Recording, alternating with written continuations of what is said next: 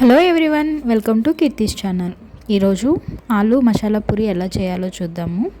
అంతకు ముందుగా నాదొక చిన్న రిక్వెస్ట్. ఫస్ట్ టైం నా వీడియోస్ చూస్తున్నారా అయితే please subscribe to my channel. దాని పక్కనే బెల్ కూడా ఉంటుంది.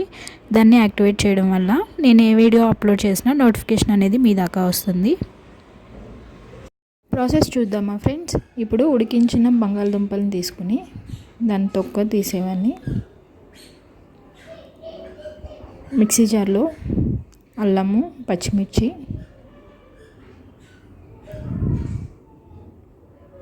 మనం ముందుగా ఉడికించుకున్న బంగాళదుంపల్ని పీసెస్గా కట్ చేసుకుని యాడ్ చేసుకుందాం.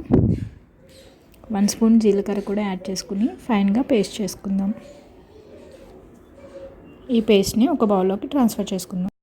ఇలా బౌల్లోకి ట్రాన్స్ఫర్ చేసుకున్న తర్వాత దీంట్లో సరిపడా గోధుమ పిండిని యాడ్ చేసుకోవాలి. అంతా ఒకటేసారి యాడ్ చేసుకోకుండా మధ్య మధ్యలో యాడ్ చేసుకోవచ్చు గోధుమ పిండిని.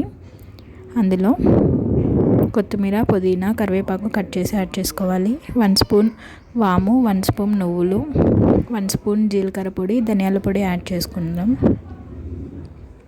దీన్ని ఈవెన్గా మిక్స్ చేస్తూ పూరీ పిండిలాగా కలిపి పక్కన పెట్టుకోవాలి. పూరీ పిండి రెడీ అయిపోయింది. దీన్ని లిడ్తో కవర్ చేసుకుని ఒక 5 మినిట్స్ పక్కన పెడదాము.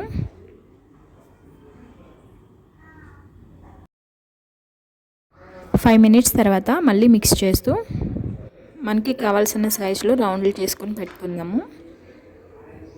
తర్వాత గోధుమ పిండిలో డ్రాప్ చేస్తూ పూరీ షేపుల్లాగా ప్రెస్ చేసుకొని పక్కన పెట్టుకోవాలి.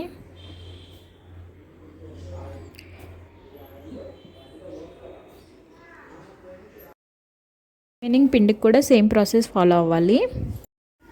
ఆయిల్ హీట్ అయిన తర్వాత మనం ముందుగా ప్రిపేర్ చేసుకున్న పూరీల్ని యాడ్ చేసుకోవాలి ఆయిల్లో. ఇలా మనం ఆయిల్ హీట్ అయిన తర్వాత వేయడం వల్ల, ఇలా గరిటెతో ప్రెస్ చేయడం వల్ల పూరీలు అనేవి మంచిగా పొంగుతూ ఉంటాయి. 2 సైడ్స్ ఈవెన్గా తిప్పుతూ గోల్డెన్ కలర్ వచ్చేంత వరకు ఫ్రై చేసుకోవాలి. ఎమ్మి మసాలా ఆలు పూరీలు రెడీ అయిపోయినాయి. ఇవి సర్వ్ చేసుకుందాము.